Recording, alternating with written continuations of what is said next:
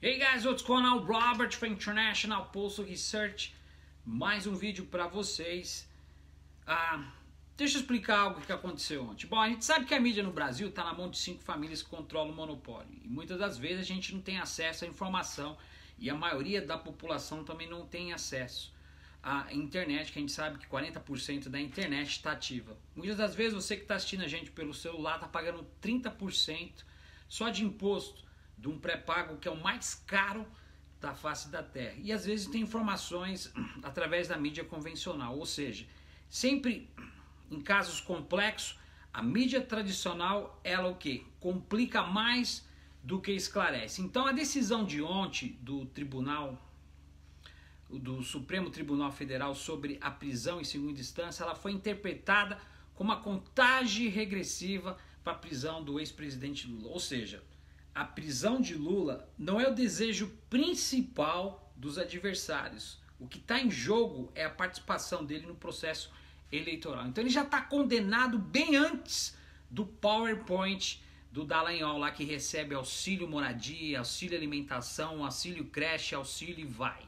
Então a gente está vendo aí que ontem o Alexandre de Moraes, que faz parte do governo do Alckmin, que foi colocado por Michel Temer, que divulgou junto ao PCC, que foi professor de Direito Constitucional na Universidade de São Paulo, ele voltou a favor com a condenação confirmada no Tribunal de Segunda Instância. Então, a gente vê aí que ele voltou a favor ontem. E ele disse que quer ver Lula literalmente na cadeia. Já na Globo News, que é o lixo, a empresa que deve mais de 85 bilhões de reais para os cofres públicos, recebe 1 bilhão todos os anos do sistema e está por detrás do golpe, junto com a editora Abril. A Globo News, ela fala assim, o voto de Alexandre Moraes também foi interpretado da mesma forma. Errado. This is fake news. Isso é mentira. Fake news, e é nisso que a gente vai começar a bater de frente para vocês. Então, Alexandre Moraes havia se manifestado a favor da prisão em segunda instância em habeas corpus e julgou monocraticamente isso o ano passado, na Lei 148369. Portanto, a posição já era conhecida e repete o voto do antecessor, Teori Zavascki. Lembra dele? Teori Zavascki, o ministro que puxou o entendimento do STF a favor da constitucionalidade da prisão em segunda instância e em julgamento do ano passado, aliás, o ano retrasado, fevereiro de 2006. Na época, acompanhado por Teori Zavascki, Edson Fachin, Roberto Barroso, Luiz Fux, que voltou ontem, entrou ontem, ele assumiu ontem, ele disse que ficha limpa não é para ninguém, mas só que ele esqueceu. É ele mesmo. Estão me perguntando.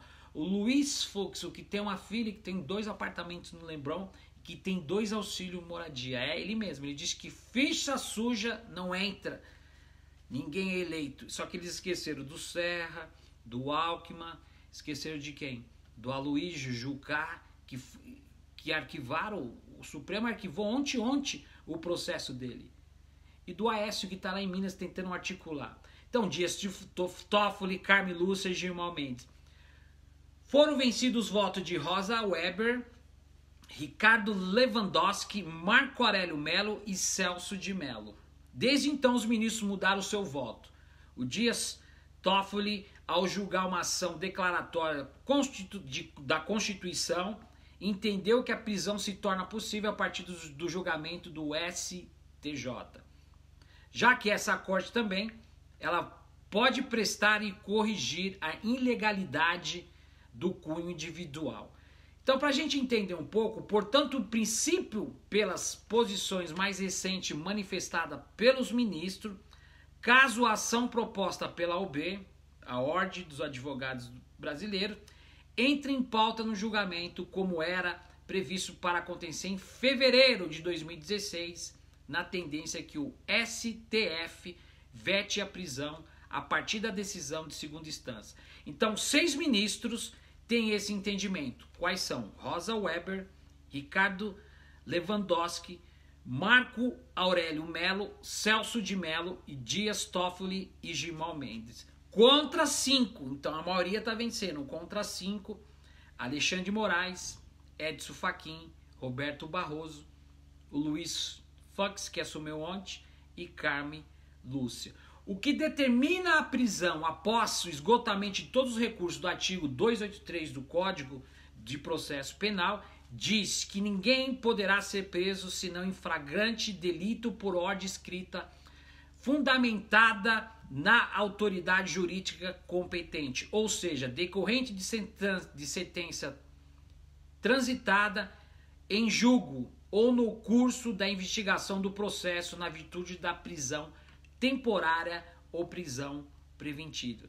Enquanto isso, esse artigo não pode ser declarado inconstitucional e o que vale.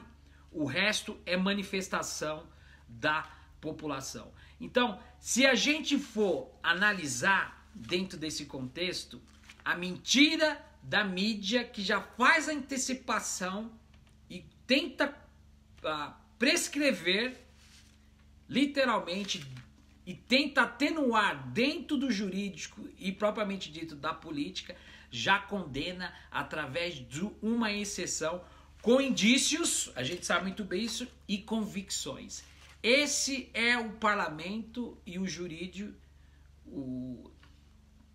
a Suprema Corte do Brasil nos dias de hoje. Então, a gente viu as duas interpretações, ou seja, a gente viu o fato concreto e o fato observado pela circunstância. A gente viu dois fatos incógnitos de fake news que fazem a mente da população literalmente. Então a gente vê aí que a mídia, as 5 famílias que controlam o monopólio no Brasil, elas complexam, elas fazem como base, elas complicam em vez de esclarecer, e a gente viu aí que é um fake news, que é uma matéria que foi colocada e a gente vai estar batendo de frente. Se a gente for voltar um pouco atrás, a justiça brasileira, ela não falha? Claro que ela está falhando. A serviço da elite dominante, daqueles que estão por detrás do golpe. Porque a gente sabe muito bem que o aumento da pena do ex-presidente Lula foi para ele não poder prescrever. Ou seja, é o que está acontecendo com o Eduardo Azeredo, o senador de Minas Gerais, que teve que renunciar e durante mais de 12 anos o processo dele está sendo barrigado, arquivado.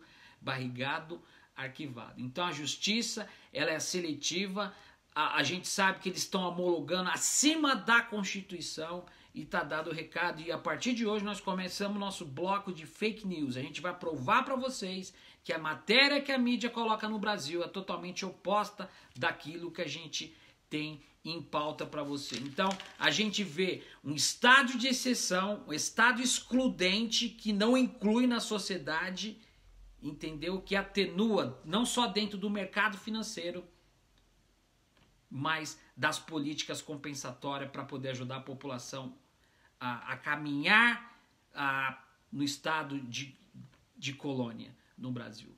Stick around, Robert, for International Postal Research. A gente vê no próximo vídeo. Até mais!